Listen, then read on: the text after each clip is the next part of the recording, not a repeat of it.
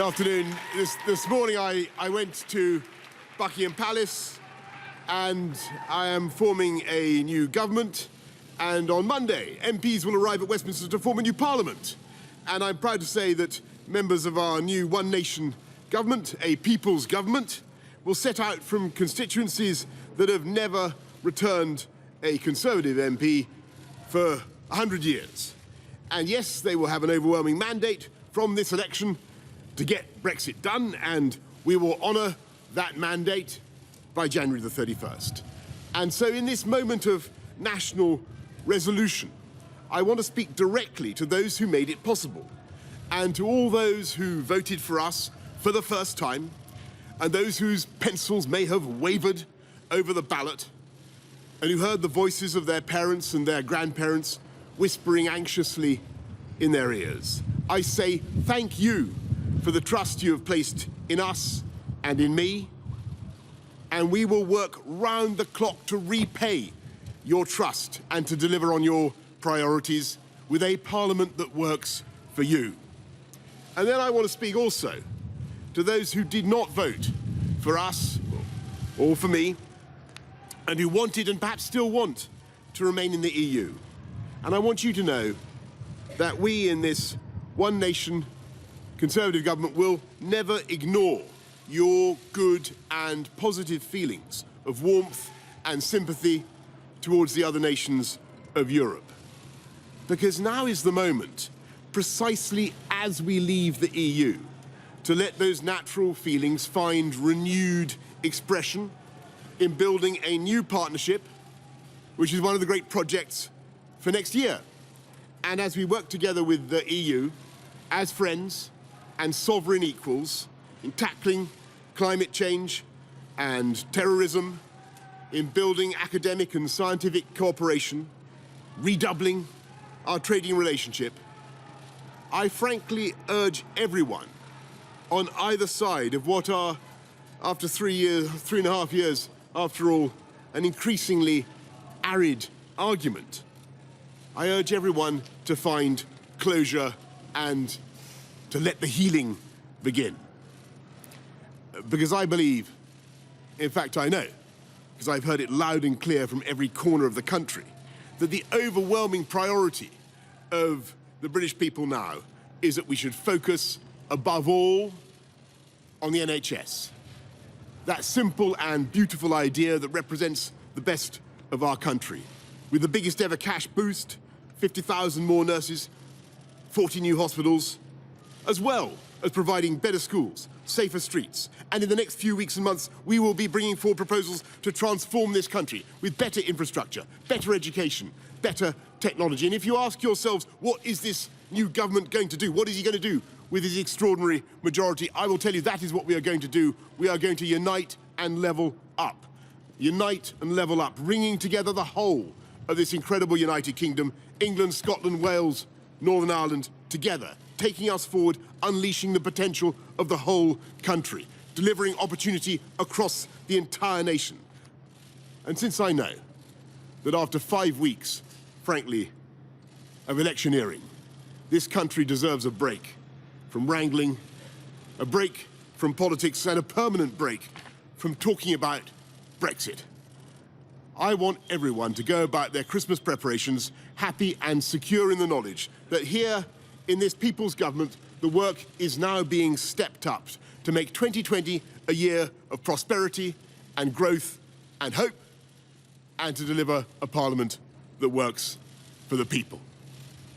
Thank you all very much, and happy Christmas. Thank you.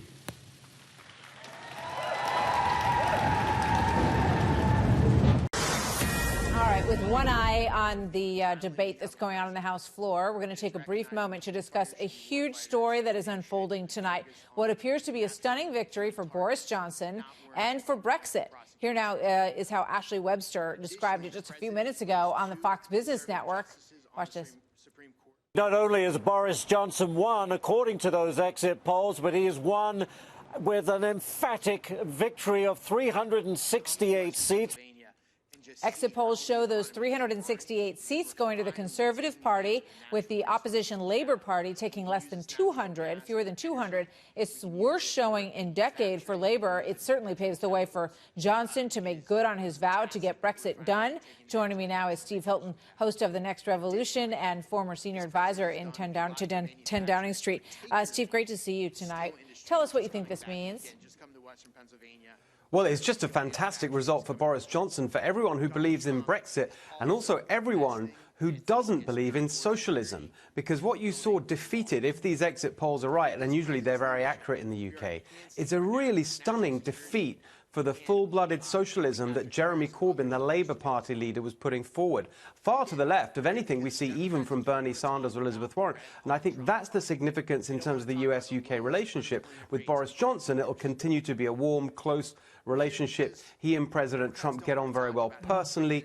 They don't agree on every single issue, but it's going to be a solid, strong relationship. With Jeremy Corbyn, you would have had the most anti-American British Prime Minister in history, and he's been really badly defeated tonight, it looks like. Yeah, I mean, it's fascinating when you think about the struggle over Brexit.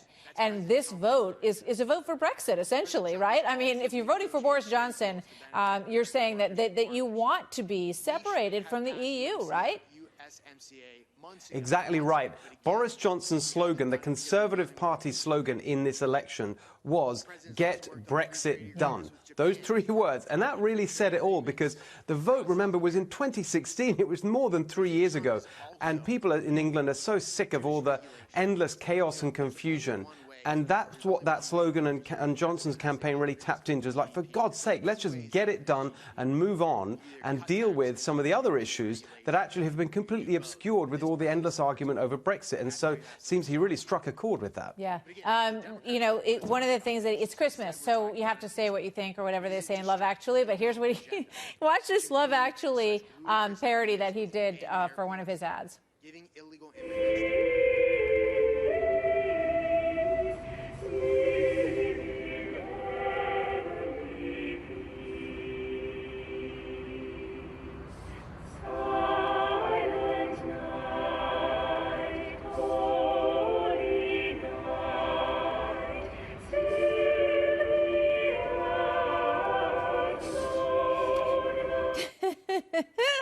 I mean, one thing that you definitely get with Boris Johnson is he's going to be entertaining. You can count on that. Exactly right. He's a great campaigner. He just brings a smile to your face.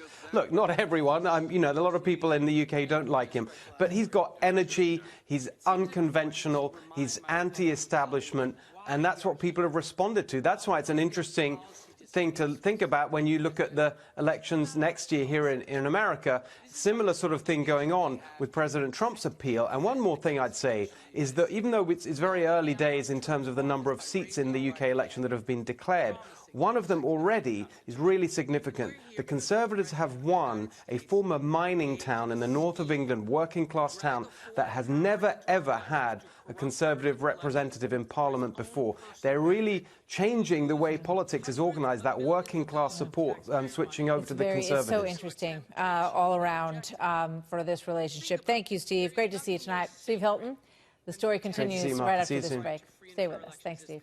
We'll be right back.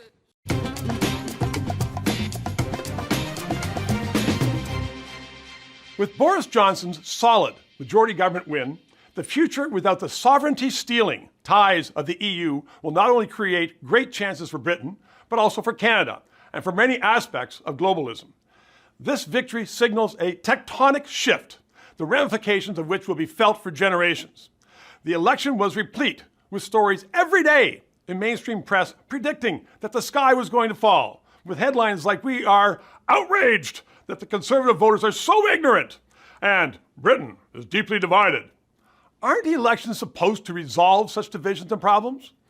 The mainstream press in Britain showed its deep antagonism towards change, just like what government bureaucracies exhibit every single day. Let's remember that years of bureaucratic overstepping is one of the reasons the United States got Trump as president. Britain will be looking to create its own bilateral trading partners, and a quick deal between Trump and Johnson has already been anticipated by both leaders.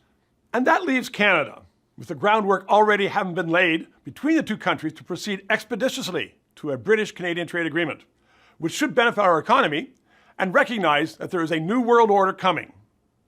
The attempts to create huge blocs like the EU, which not only deal with trade, but had unwisely expanded their scope to include such non-trade items like health and safety and criminal justice, are about to be dashed. And good thing too, because the EU was run by unelected forces with the power to affect even the most non-trade related aspects of everyday life. Kitchen cutting boards, for instance. Hence the resounding victory for Johnson and Brexit. So, rightly or wrongly, and some of the mainstream elite will still insist that the people are wrong, as it continues to do in the United States, the decision has been made. The people have spoken. So let's get on with it. Trade deals are terrific, but the days of bureaucratically directed cultural and economic forces, they're now officially over. Bring on free trade. Let freedom prevail. It will be good.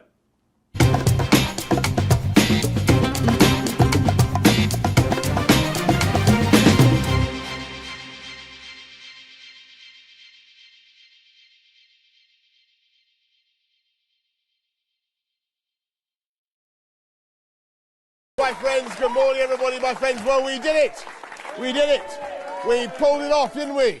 We pulled it off. We broke the deadlock, we ended the gridlock, we smashed the roadblock, and in this glorious, glorious pre-breakfast moment before a new dawn rises on a new day and a new government, I want first of all to pay tribute to good colleagues who lost their seats through no fault of their own in the elections just gone by. And I, of course, want to congratulate absolutely everybody involved in securing the biggest Conservative majority since the 1980s, which was literally, as I look around, literally before many of you were born. And with this mandate and this majority, we will at last be able to do what? You've been paying attention. Because this election means that getting Brexit done is now the irrefutable, irresistible, unarguable decision of the British people. And with this election, I think we've put an end to all those miserable threats of a second referendum. And I say respectfully to our stentorian friend in the blue 12-star hat. That's it. Time to put a sock in the megaphone and give everybody some peace. But I have a message to all those who voted for us yesterday, especially those who voted for us Conservatives, One Nation Conservatives, for the first time. You may only have lent us your vote, and you may not think of yourself as a natural Tory. And as I think I said 11 years ago to the people of London when I was elected in what was thought of as a Labour city, your hand may have quivered over the ballot paper as before you put your cross in the Conservative box. And you may intend to return to Labour next time round. And if that is the case, I am humbled that you have put your trust in me and that you have put your trust in us. And I and we will never take your support for granted.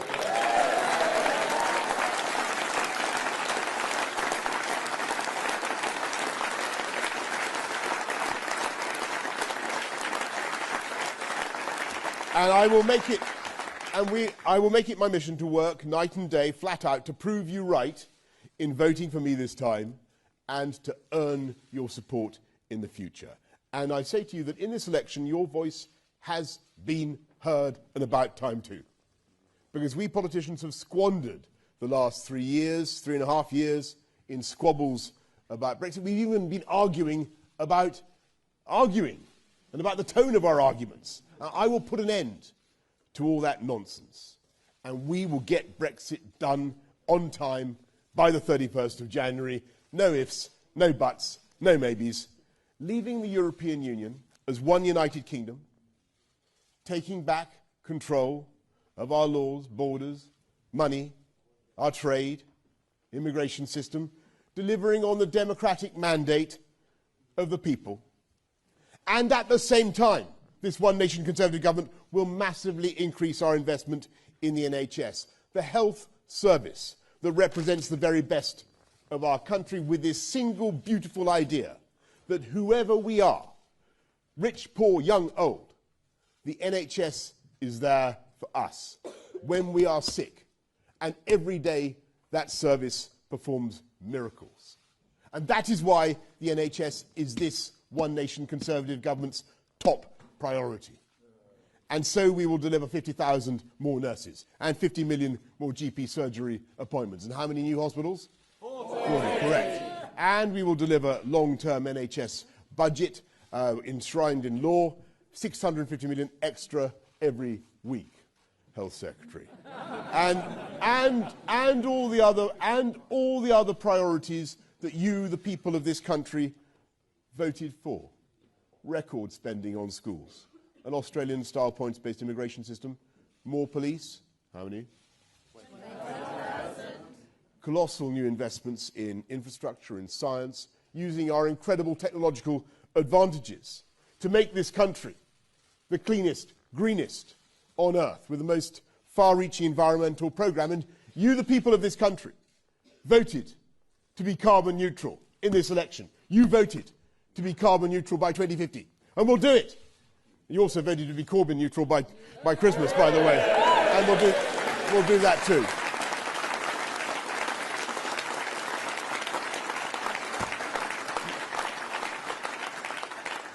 You voted for all these things, and it is now this government, this people's government, it's our solemn duty to deliver on each and every one of those commitments, and it is a great and heavy responsibility, a sacred trust for me, for every newly elected Conservative MP, for everyone in this room and everyone in this party. And I repeat that in winning this election, we have won votes and the trust of people who have never voted Conservative before, and people who have always voted for other parties.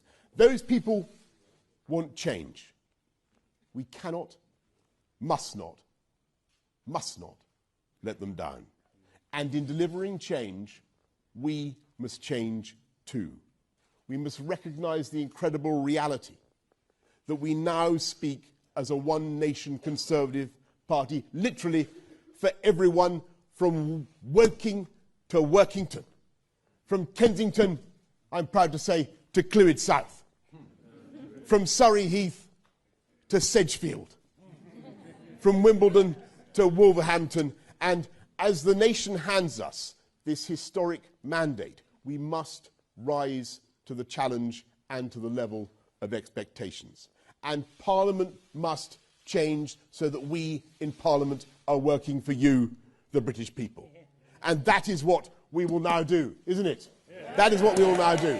Let's go out and get on with it. Let's unite this country. Let's spread opportunity to every corner of the UK with superb education, superb infrastructure and technology. Let's get Brexit done. But first, my friends, let's get breakfast done too. Thank you all.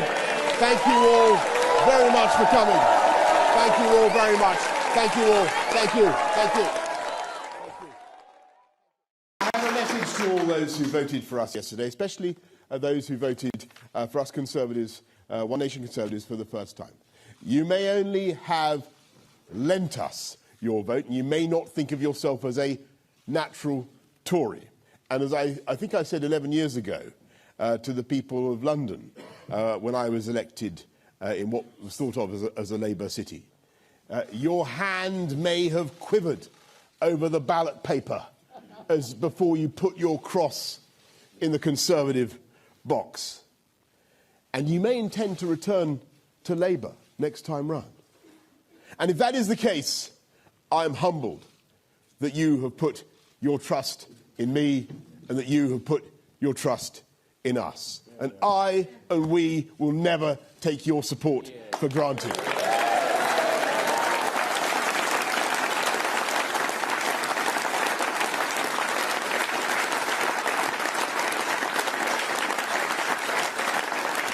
And I will make it, I will make it my mission to work night and day, flat out, to prove you right in voting for me this time and to earn your support in the future. And I say to you that in this election, your voice has been heard, and about time too. Because we politicians have squandered the last 3 years, 3.5 years, in squabbles about Brexit. We've even been arguing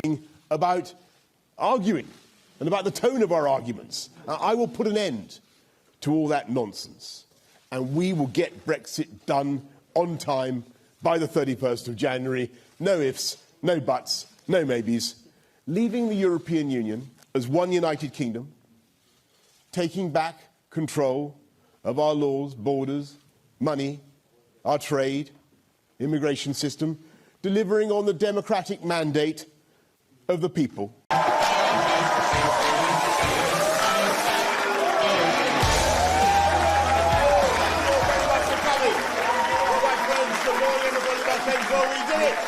We did it.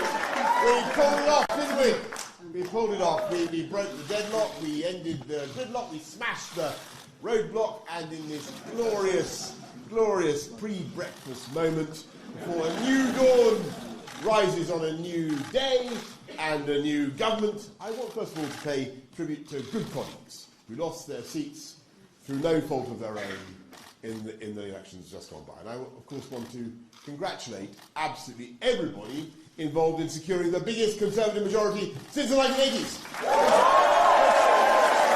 Which is literally, as I look around, literally before many of you were born. And with this mandate and this majority, we will at last be able to do what? Paying attention. Because this election means that getting Brexit done is now the irrefutable, irresistible, unarguable decision of the British people. And with this election, I think we put an end to all those miserable threats of a second referendum. And I say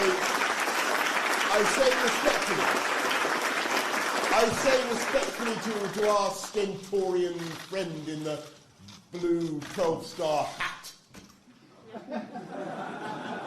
That's it. Time to put a sock in the megaphone and give everybody some peace. But I have a message to all those who voted for us yesterday, especially those who voted for us Conservatives, One Nation Conservatives, for the first time. You may only have lent us your vote, and you may not think of yourself as a natural Tory. And as I think I said 11 years ago to the people of London when I was elected in what was thought of as a Labour city, your hand may have quivered over the ballot paper as before you put your cross in the Conservative box. And you may intend to return to Labour next time round. And if that is the case, I'm humbled that you have put your trust in me and that you have put your trust in us. And I and we will never take your support for granted.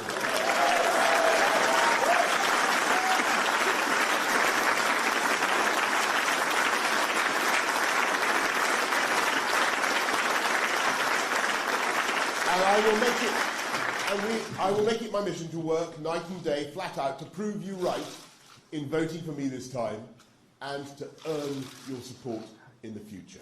And I say to you that in this election, your voice has been heard, and about time too. Because we politicians have squandered the last 3 years, 3.5 years, in squabbles about Brexit. We've even been arguing and about the tone of our arguments. I will put an end to all that nonsense, and we will get Brexit done on time by the 31st of January. No ifs, no buts, no maybes. Leaving the European Union as one united kingdom, taking back control of our laws, borders. That's all, folks.